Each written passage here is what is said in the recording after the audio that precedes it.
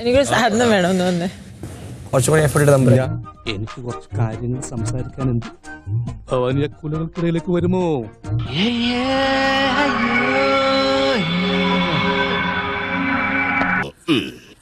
അങ്ങനെ ചിന്തിക്കാൻ പോലും പാടില്ല. അത് തന്നെ പ്രോബ്ലം.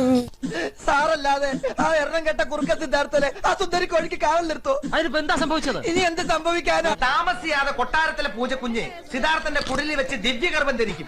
നമുക്കൊരു കുഞ്ഞിക്കാല് കാണാൻ ആഗ്രഹവുമുണ്ട്. എന്താണ് ഒരു പ്രതിവിധി?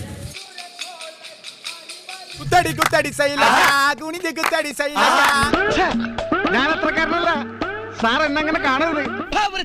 നാറി മനസ്സ് ചിത്തേക്ക് നോക്കിണ്ടല്ല എന്നെ ഇട്ടൊന്നുമില്ല. എടാ സതീർത്യ, ഇവിടെ മുനിമാര് പോലും സംഗമിച്ചിട്ടുണ്ട്. കൽപ്പിച്ചാലും മഹാരാജൻ, ഞാൻ തയ്യാറാണ്.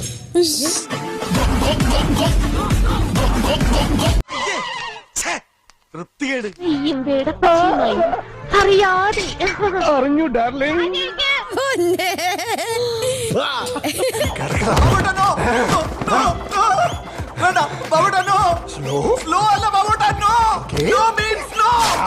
ക്ലീനിങ്ങിന് വേണ്ടി പോയേണ്ടതാണ്. നീ പറയാ ഊമ്പി പോയി.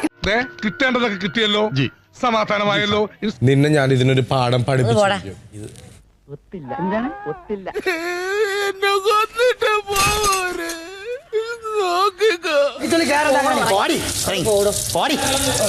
സകൃതകൃതാവായ നാട്ടുകാരെ ശ്രദ്ധിക്കുക, കലാപരിപാടികൾ തുടങ്ങാൻ ആരംഭിക്കാൻ.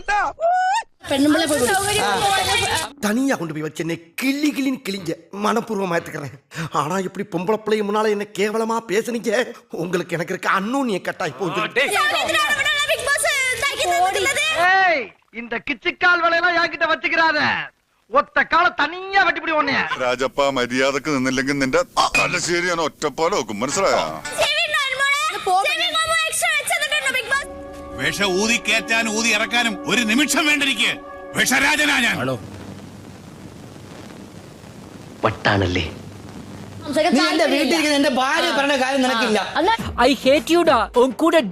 മറ്റുള്ളവരുടെ മുമ്പിൽ വെച്ച് എന്നെ ഇൻസൾട്ട് ചെയ്യാൻ നോക്കിയാ മോന്തക്കിട്ട് കിണ്ണാൻ വെച്ചരും കേട്ടേ. നിന്നെ വിളിച്ചത് എന്നെ വിളിച്ചു. എന്റെ വീട്ടിൽ എന്റെ ഭാര്യ. അത് കഴിഞ്ഞിട്ട് നമ്മളൊന്ന് കാണുന്നുണ്ട്. എന്താണ് തമാശയാക്കാണ്? അല്ല തമാശയാക്കാണ്. അങ്ങനെ ആക്കണ്ട കേട്ടാ. വെറുതെ എന്റെ ബ്ലഡ് പ്രഷർ ഇങ്ങനെ കൂട്ടണേ. തനിക്ക് വിഷ ഊതി ഇറക്കാനേ അറിയാവൂ, തുപ്പാൻ അറിയില്ല. അച്ചോ ചക്രവർത്തിയെ ഇൻസൾട്ട് എന്തായാലും ചെയ്ത് കഴിഞ്ഞിട്ട് പറഞ്ഞിട്ട് കാര്യമില്ലോ. പെട വെച്ച് തന്നാലുണ്ടല്ലോ എന്റെ അപ്പന്റെ പ്രായമുണ്ട്. ആദ്യം തന്റെ ഈ പരന്നു കിടക്കണ ബുദ്ധിയൊക്കെ ഒന്ന് തലയിലേക്ക് കയറട്ടെ. ഇങ്ങിട്ട് കുജാര കുജാര ഇങ്ങിട്ട് കുജാര. ഇവൻ നിനക്കൊരു പരാജയമാണ് എന്നും. ഐ മീൻ ലോക പരാജയം.